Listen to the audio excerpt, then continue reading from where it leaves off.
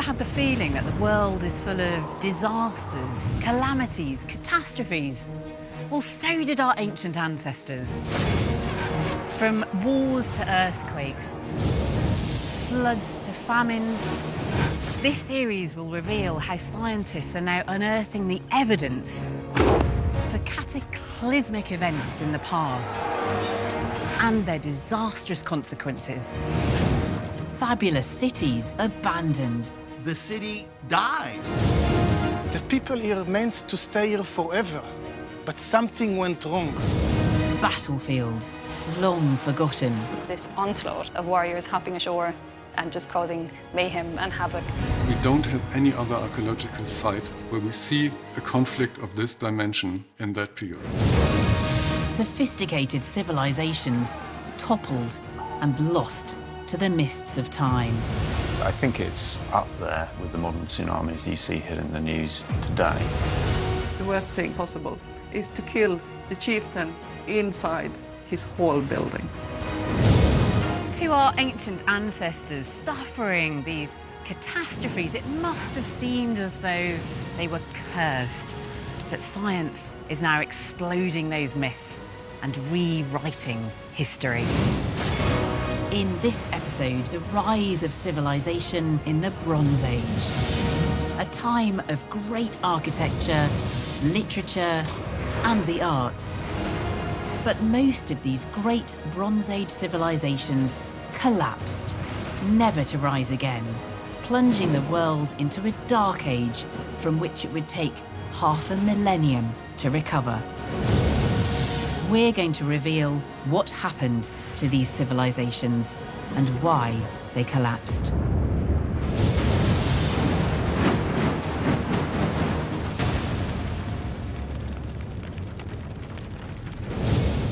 For thousands of years, the forces of nature and human conflict upended the world of our Bronze Age ancestors, destroying trade, whole empires, and forcing mass migration, and becoming the stuff of myth and legend. But groundbreaking new research has shown how much earlier populations suffered terrible catastrophes. As our ancient ancestors emerged from the last ice age, they had no idea of the destruction awaiting them in their brave new world. Now the ancient Britons were at the mercy of the brooding forces gathering strength around them. It's time for the shipping forecast. While we guard against these forces threatening our land, the ancients had no advanced warning. 40s, Cromarty, 4th, Dogger.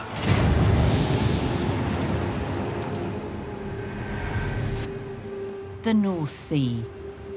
For centuries, sailors regarded it with suspicion and fear.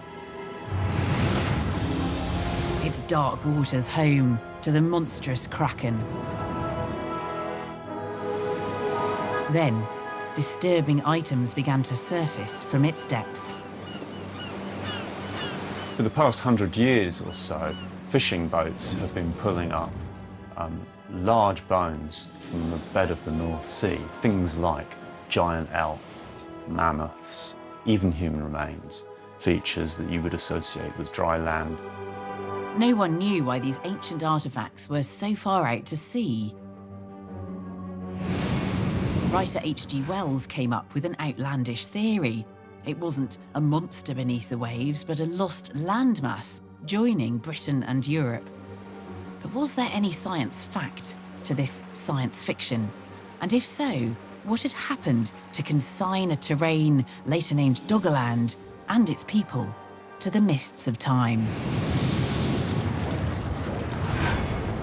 A world-leading, innovative team of scientists and archaeologists have headed to the North Sea to uncover the truth. Among them, Dr. Simon Fitch. The real scientific work began in 1913 with Clement Reid publishing his little red book, Submerged Forests. He looked at the fossil forests around the edge of the coastlines that had been submerged by rising sea levels. He postulated there was a big landscape somewhere around the Dogger Bank where there would have been trees, other fossil forests at this time. But obviously, back then, 1913, the technology wasn't available to go investigate. It took nearly a century for seabed scanning technology to be advanced enough to road test Reed's theory, and the results of the sonar scan were staggering. They revealed a submerged landmass linking the Scottish borders to northern Denmark and the Netherlands to England. Doggerland was real and bigger than anyone had imagined. The researchers dredged the seabed for more evidence of this lost world and used modern DNA analysis to uncover Doggerland's ancient mysteries. We were astounded at how much DNA came back. Within the space of a few hours, we will have about 400 million reads. Apologies for DNA, it's not a very visual science, to be honest. The results were undeniable. Doggerland was a fertile landscape, lost in time. Most of the DNA is plant, and that tells us the temperature of the environment, what kind of a habitat it was. It's a densely wooded landscape, oak trees and birch trees, but it's also very mild. We've got a lot of marsh plants, reeds, it's quite a wet landscape. We've got hills and deep valley systems going on as well. The animals, we see deer, the odd bear, boar. It's an attractive, productive, desirable place to live. Doggerland had a winning combination of plants, animals, and fresh water, everything that was needed to sustain human life. But it seemed the North Sea had submerged all evidence of what life was like for our nomadic ancestors in Doggerland. Until researchers looked inland at a site called Star Car. This site is quite close to Doggerland, and the great thing about Star Car is that there's this depth of peat, and that preserves the artefacts. It stops oxygen getting in. So we found things like wood and bone and antler that have been preserved for 11,000 years.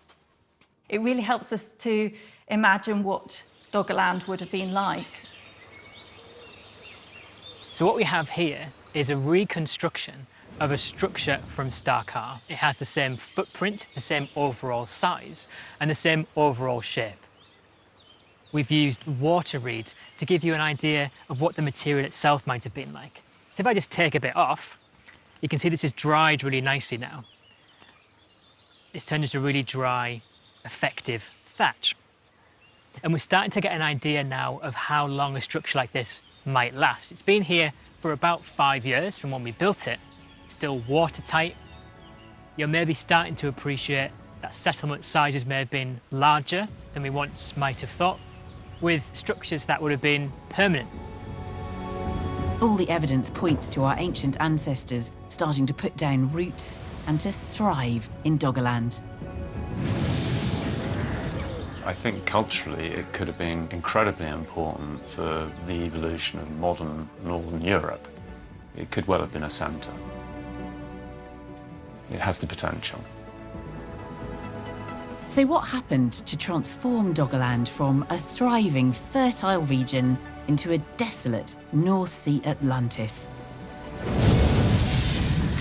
For the past 50 years, geoscientists working in woodland along the east coast of Scotland near Aberdeen have been finding tantalising clues. Within the peat deposits, we found an unusual deposit of sand, sandwiched within the middle. We're way inland, so one of the things that we wanted to know was what put that sand layer here. Researchers were shocked to find this wasn't a one-off. The strange sand layer kept appearing in peat deposits across eastern and northern Scotland. If you think about it, there's many storm surges, storms, floods that occur every year, but there's only one sand layer. It's really unique. So it had to be linked to something else, something perhaps more dramatic. To discover what this event could be, the scientists need to know the date of the sand. We radiocarbon date the peat immediately below and also immediately above the sand. And the dates are pretty much the same, no matter how thick the deposit, always coming out around about 6,200 BC.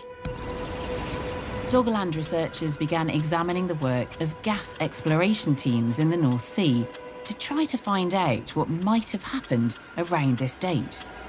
Off the Norwegian coast at Storegga, they unearthed an amazing answer. About 8,000 years ago, we get a cold snap.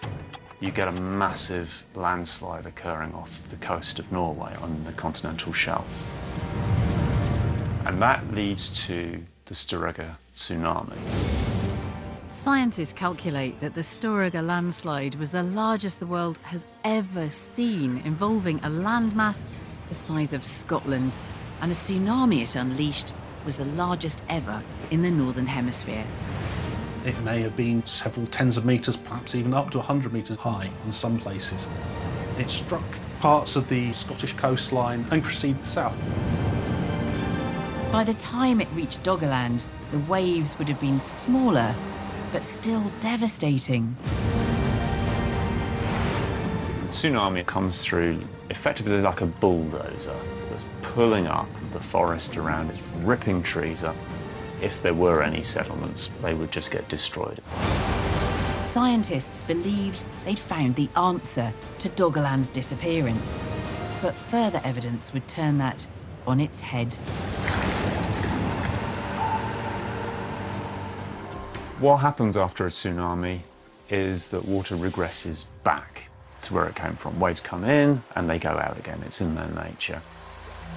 The evidence shows that Doggerland continues having plants regrowing, animals coming back into the area. With plants and animals come people. When they go back to the coastline, whole landscapes would have been changed. We don't really understand how they would have mentally understood that. Some ethnic groups in the northern regions of Britain, for example, regard water as the landscape of the ancestors. So perhaps they considered the ancestors were angry and had taken some punishment on them. Doggerland survived the catastrophic tsunami, but it couldn't escape the deeper impact of climate change. All that ice had melted, temperatures were slowly rising, and that was, of course, warming that water and warming the atmosphere. And so, obviously, that eventually caused enough sea level rise to inundate the landscape of Doggerland.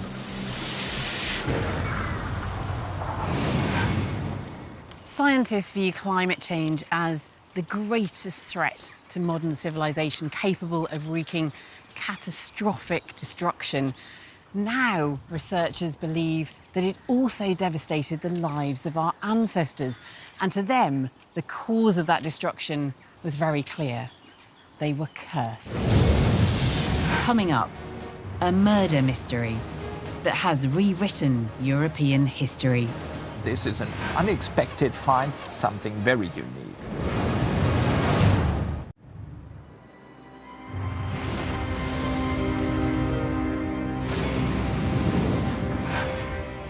When we think about Bronze Age civilizations, the wonderful Greek myths spring to mind, with Zeus and Athene, Heracles and Theseus, Achilles and Odysseus. But while the Greeks were battling it out with the Trojans in the eastern Mediterranean, northern Europe was much more peaceful. Still heavily forested, people were living in isolated farmsteads and scattered villages. Or so we thought. New archaeological discoveries are turning our understanding of this era on its head. The Tollenz Valley in northeast Germany. A vast landscape of forests, lakes and peat bogs. Inhabited since the end of the Ice Age, the region has long captivated archaeologists, striving to understand our ancestors' lives.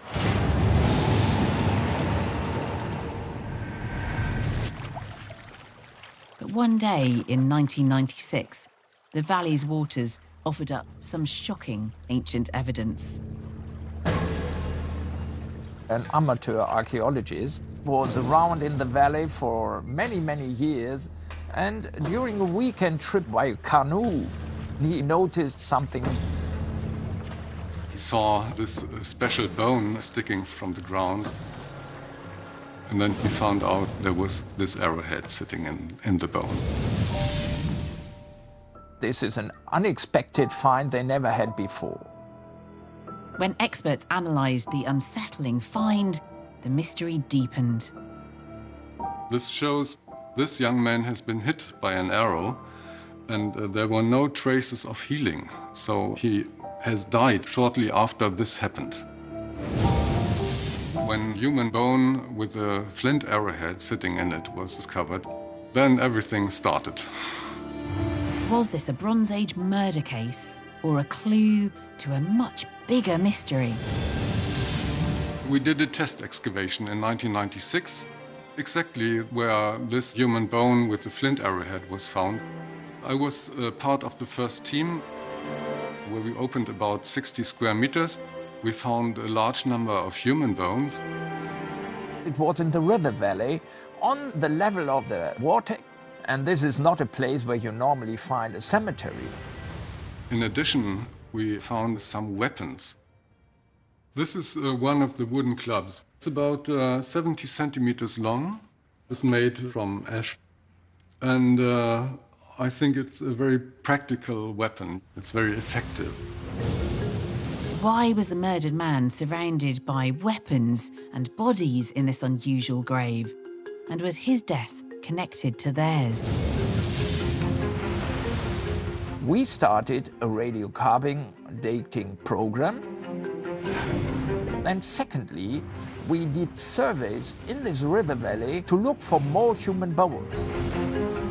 From 2006, the team located and excavated human remains from various sites along a 2.5-kilometre stretch of the river.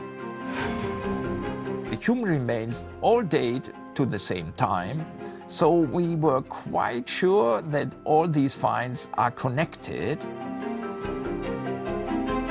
We got about 9,000 animal bones, and we got about 12,000 human bones from the excavations. A large number of these bones shows some kind of lesions. For example, they have been hit by an arrowhead, and we also have cutting marks of maybe a dagger.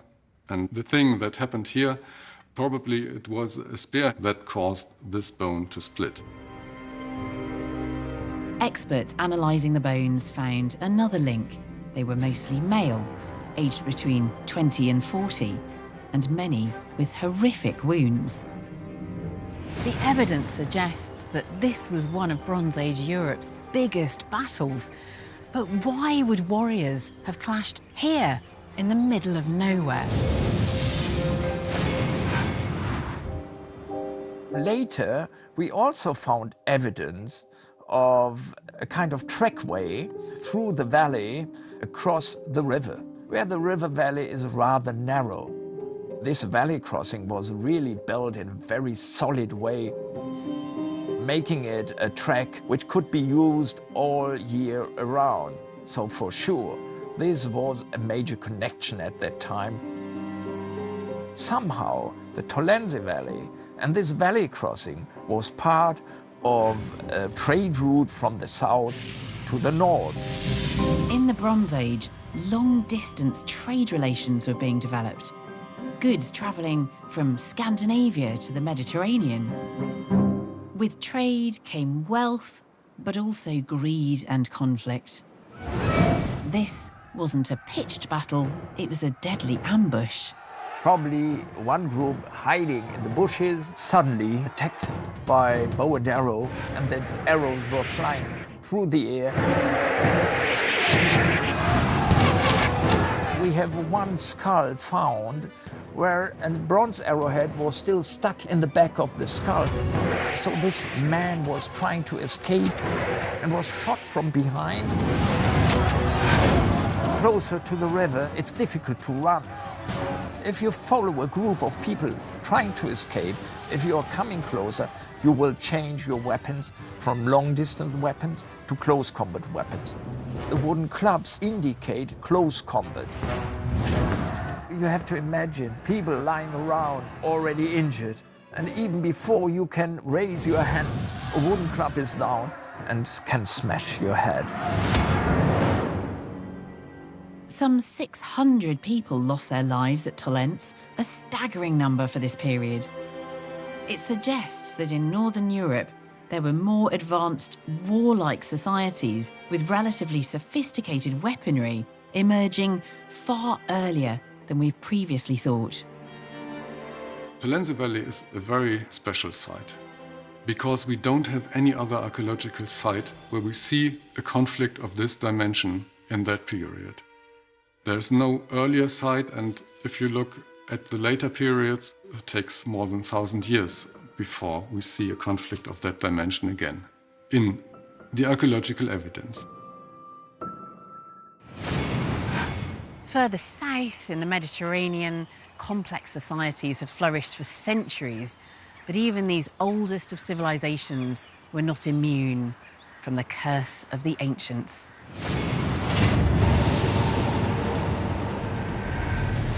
Southern Europe, the Bronze Age. Greek civilization was in its infancy.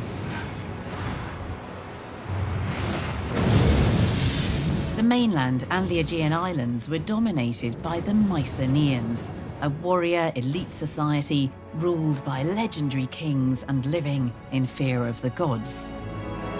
Also, it was believed. In 1892, British archaeologist Arthur Evans was in Athens flea market when he spied some intriguing ancient curios. Seal stones are small objects, often made of precious stone, carved with intricate designs. You stamp them into clay, and they acted as a form of signature. Arthur Evans wanted to know where they came from, and he was told that they came from Crete. Evans headed to Crete to investigate further, little guessing that these tiny stones would lead him to an incredible discovery: a forgotten Bronze Age civilization. Arthur Evans started excavating Knossos on Crete at the turn of the 20th century. He encountered altogether different type of architecture and a different type of layer of artifacts than Mycenaeans, which were currently very well known. They seem much earlier than the Greek civilization, but no one knew which civilization they belonged to. The deeper Evans delved, the more he was convinced he was seeing an unknown civilization. He uncovered a 5-acre site with more than 1,000 interlocking rooms. The layout reminded Evans of a labyrinth and one of Greek mythology's most notorious, cursed creatures, the Minotaur. The legend goes that the sea god Poseidon sent King Minos of Crete a white bull as a sign of his favour. But when Minos refused to sacrifice the beast, Poseidon exacted monstrous revenge on him, making Minos' wife give birth to a son half human, half bull, the Minotaur. The Minotaur was imprisoned in a labyrinth beneath Minos' palace, inspiring terror. The story of the Minotaur was often mentioned in later ancient Greek texts. That was where Evans took the name and named the culture Minoans. Minoan artifacts revealed a thriving civilization with skilled metallurgists much older than their Mycenaean neighbours. Bull as an animal appears very frequently in Minoan art. This is a figure which maybe was used in household to remind you of the forces of nature. Minoan art give lots of evidence from the Minoan culture. The evidence that we see on the frescoes, it seems that they were skilled in seafaring. They were dependent on the sea for their trade. The Minoan culture stretched across the Aegean Islands, with Crete only one of several major trading centres. Minoan Crete actually had very few resources. It was heavily reliant on the Eastern Mediterranean for metals such as gold, copper and tin. And copper and tin are used to make bronze. This is the Bronze Age, the period in which weapons, tools, religious objects are all made of bronze. And in return, Crete traded things like woolen textiles and also slightly later on perfumed olive oil. It was clear that the Minoans had been a rich and well-connected civilization, which only deepened the mystery. What could have happened to wipe out all memories of their flourishing culture? Coming up, it completely destroyed the island. What cursed Minoan civilization and why did it disappear? They seem to have been prepared. And how did one of the ancient world's greatest empires fall into decline? They seem to be hungry for land, hungry for power, and they destabilize established kingdoms. The forgotten Bronze Age empire of the Minoans disappeared mysteriously around 1600 BCE. Centred on the Aegean island of Crete, it was shrouded in legend. The curse of the Minotaur may have been a myth, but as they approached the peak of their powers, the Minoans were about to experience a catastrophe that must have seemed like a real curse from the gods.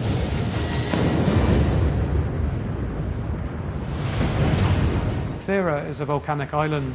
Around 1600 BC, there was an earthquake which was followed by a series of eruptions. It completely destroyed the island. It blew it apart. The eruption of Thera has often been named to be one of the most powerful, if not the most powerful eruption in the known history of Earth. Archaeologists sifting through the volcanic debris from Thera were amazed to discover perfectly preserved evidence of Minoan daily life. But one vital element was missing. We do not have any archaeological finds for tombs for dead people, like from Pompeii. They seem to have been prepared. The people left. But if the volcanic ash didn't bury the Minoan civilization in history, what did? Researchers shifted their focus away from the volcanic island and onto the waters surrounding it. This huge explosion caused a tsunami which would have rippled around the Aegean. But because there's nothing between Thera and Crete, Crete would probably have felt its worst effects. The tsunami ripped up harbours, swept away coastal villages and sank the Minoan trading ships, destroying the means of trade, which was Crete's lifeblood. For the God-fearing Minoan survivors, Poseidon, the god of the sea, was once again wreaking his revenge. Within a few generations, Minoan civilization had disappeared. By the late Bronze Age, the Mediterranean was a superhighway for trade, connecting the great kingdoms and empires of the day. The Mycenaeans in Greece and the Aegean, the Hittites in Anatolia, modern-day Turkey, and in the south, the jewel in the crown, the mighty Egyptian empire. With trade came wealth, art, literature. This was the ancient world's golden age. But then, within just a few decades, those great civilizations collapsed. Almost every significant city in the Eastern Mediterranean was destroyed, many of them never to be occupied again. The burning question is, why? For nearly 2,000 years, the land of the pharaohs was the preeminent kingdom in the Mediterranean, a land of pyramids, temples, and ornate tombs. Yet, the death of Ramesses III marked the end of the Egyptian Empire's glory days. In the mid-19th century, archaeologists began excavating Ramesses' temple at Medinet Habu near Luxor. They hoped that decoding the hieroglyphics might provide vital clues about Egypt's decline. Then they made an astonishing discovery. The Harris Papyrus is an exceptional document to have survived from the Ramesside period, and it is as close to something which approaches a royal biography that we have from ancient Egypt. This sets the scene for the glorious 32-year reign of Ramesses III. Ramesses III modelled himself on the great Egyptian warrior rulers of the past. Like all pharaohs, he expected to become a god in the afterlife and to be treated like one while he was still alive. However, the papyrus also reveals that this golden age was coming under a sinister threat. That final so-called historical section of the Harris Papyrus talks about foreign peoples coming from the north and coming from the sea. They are an adversary or an opponent to the Egyptians. They're not just one force, they're a confederation. These groups of northerners became known collectively as the Sea Peoples, Bronze Age pirates who attacked Mediterranean trade routes. But evidence suggests that by 1175 BCE, they were no longer content with sporadic sea raids. They were uniting to attack their enemies on land. The Sea Peoples moved through the region, battling people on Cyprus, the Hittites, and Assyria. Territories used to traditional warfare with organised groups of chariots and soldiers fell to these attackers from the waters. They seem to be hungry for land, hungry for power, and they destabilise established kingdoms and empires. The Sea Peoples come on boats and ships. Now, that was not a kind of warfare the ancient Egyptians were terribly used to. They were a serious threat, so they're described as a confederation, if you like. Every incursion led them closer to the jewel of the Nile, Egypt itself. An inscription at Medinet Habu shows that Ramesses chose to meet the threat head-on. In 1175, he gathered his troops on the shores of the Nile Delta. The Sea Peoples entered the mouth of the river, ready to launch an attack. And then Ramesses' armies cut off their retreat. You're presented by this Hollywood vision of a battle. Here we see the king, super life-size, firing arrows into this amorphous group of sea people in ships. So you have this depiction of total chaos represented by the foreign enemy, and order and legitimacy and power represented by the king at supersize. It's a hieroglyphic, but also a symbolic depiction of Egypt's power over these foreign people. Ramesses III successfully repulsed the Sea People's attack and enslaved them. But if Ramesses won, why did Egypt then go into decline? A closer look at the finer details of the inscriptions points to a bigger and more far-reaching impact. It reveals that women and children were part of the Sea People's expedition. The Sea Peoples may have been migrants who bonded together not just to fight, but also to find a new homeland for future generations. And whilst enslaved at the outset, they wouldn't be slaves for long. We can be fairly certain that there is a major movement of people, a migration. There may have been social changes, there may have been climatic changes that obliged people to move from one place to the next. And that cumulative effect destabilized the Eastern Mediterranean. The attempted absorption and assimilation of the Sea Peoples cost the Egyptians dear, and although Egypt had won the battle, it couldn't ultimately stem the tide of such an unstoppable wave of inward migration. If you consider why it was that Egypt is said to have declined towards the end of the second millennium BC, there may have been climatic reasons, failed crops and failed harvests, that add slowly to this picture of the decline of society.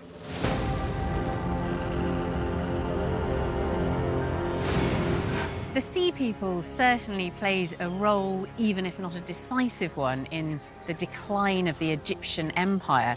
But they were at the vanguard of a new wave of climate-driven migration that swept across Europe and the Mediterranean that century. And then the catastrophic eruption of Iceland's Hekla B volcano brought about global cooling, crop failure, famine, and more migration. Small wonder that Hekla B became known later as the gateway to hell. This perfect storm of events spelled the end for the ancient world's golden age and ushered in a centuries-long dark age. Coming up, what brought about the violent end of the Bronze Age? The invaders were well-trained warriors And heralded the dawn of a new era.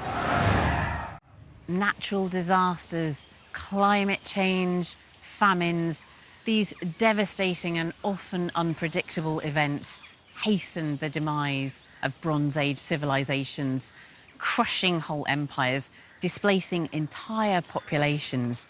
It must have seemed like a cursed time to be alive. And yet, some of the biggest battles and greatest challenges lay just around the corner.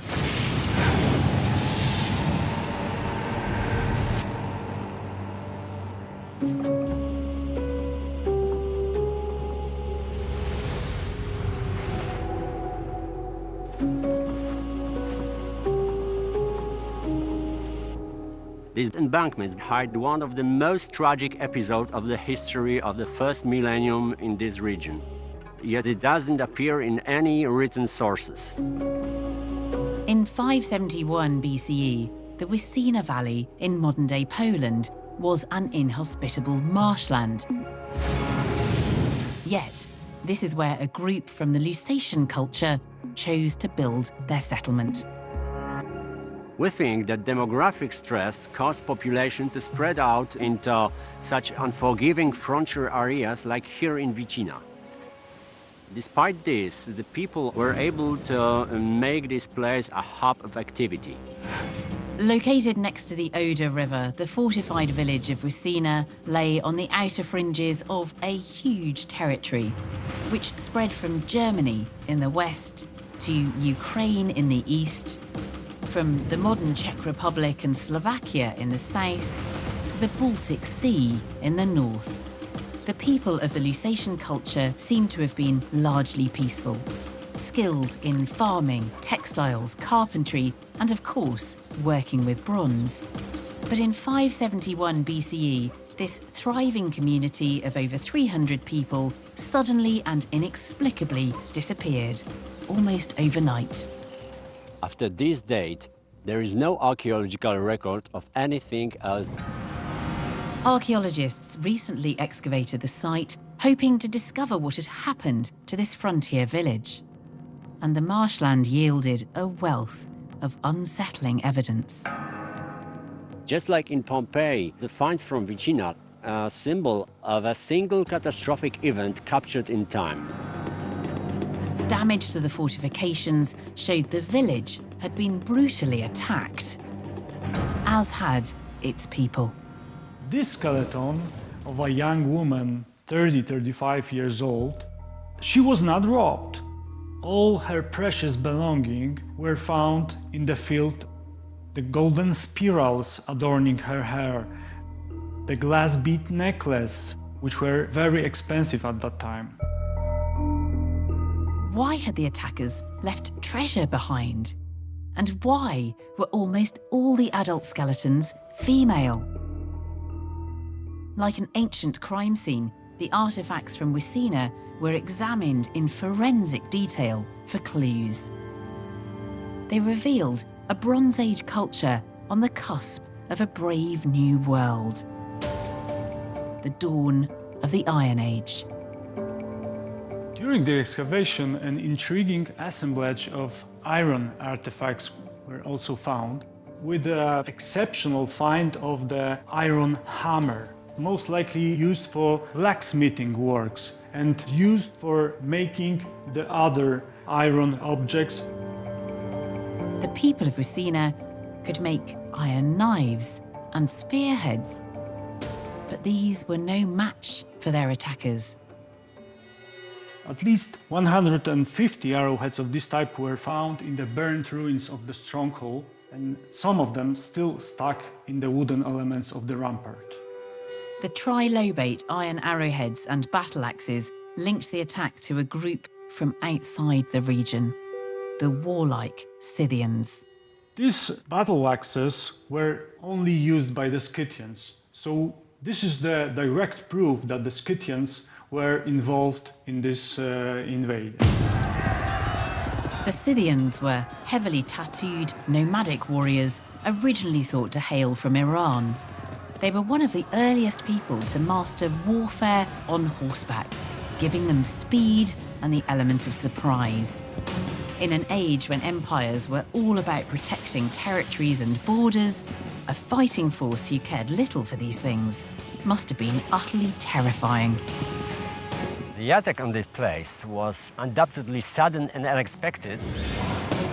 The ferocity of the attack suggests that the invaders were well-trained warriors, well-versed at the crushing of such settlements as Vicina.